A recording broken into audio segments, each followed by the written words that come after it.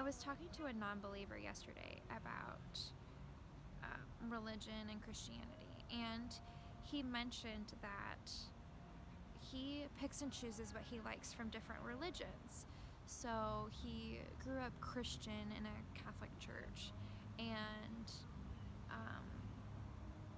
he's been exposed to Buddhism and the Muslim religion, Islam, recently. And he said Christianity is the only religion that has a very strong energy, as he put it. I guess what he would mean by that is conviction, because we got to talking, and I was sharing with him what I believe, and I told him the most important thing to me. Oh, because I asked him, like, what's the point of religion? Like, why are people searching for religion? They're searching for peace, happiness, and some sort of relief from this physical anguish when they have no hope. So I told him, it's not that I'm seeking out religion, I'm seeking out a relationship with God.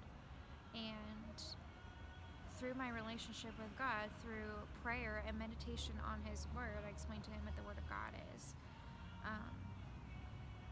I have found that peace and that hope. And I explained to him what our hope is, the gospel. Jesus died on the cross, and we can believe in Him and go to heaven. And we'll see Him one day. And that's our hope. So through this whole discussion, I told him I was able to find that hope and that peace that most people are searching their entire lives for and can never find. And he told me that he's never found someone with that much energy towards their religion. And so I think that's a really important aspect of the reliability of the historicity of Jesus' resurrection is the personal testimony and the life-changing effect it has. Because you can say something is true, but if it doesn't affect you, then what's the point? Kind of like Buddhism or Islam, when people are seeking out peace and oneness with nature, and they never find it. They're in an entire life pursuit, and you don't see any difference in their life. They're still without hope, and most importantly, without Christ. So, when Strauss gives those 5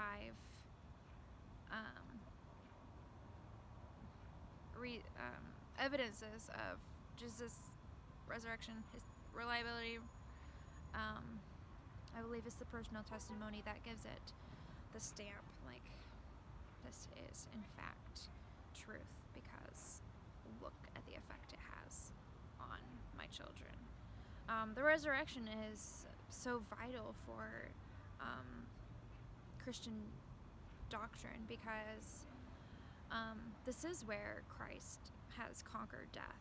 And in Romans 8, he says, we are more than conquerors through Him that loved us. So that's where this comes from, is we couldn't have that. We couldn't be conquerors if Christ hadn't conquered death and sin. That's how we can live a victorious life, but believing on that. The baptism, which is a representation of our faith. We are buried in the likeness of His death and raised again in the likeness of His resurrection to walk in newness of life. This is a representation that now we're dead to sin and we're ready to walk in the Spirit, in the newness of life. Romans 8 talks all about this. This is the importance of the resurrection, that we're living unto God now. And that is our testimony. That is the powerful impact that the gospel can have. And we share that through our personal testimony and share that with others, because this is how God is working in our lives. That's why we have a testimony, because we are witnesses of God. We are His ambassadors. And if we can personally vouch for the life-changing impact that the gospel has, then I don't think there's a better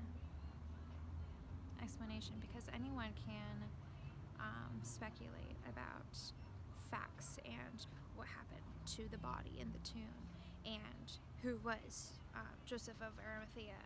Anyone can speculate, but you can't speculate against a life that's been changed. So, thank you.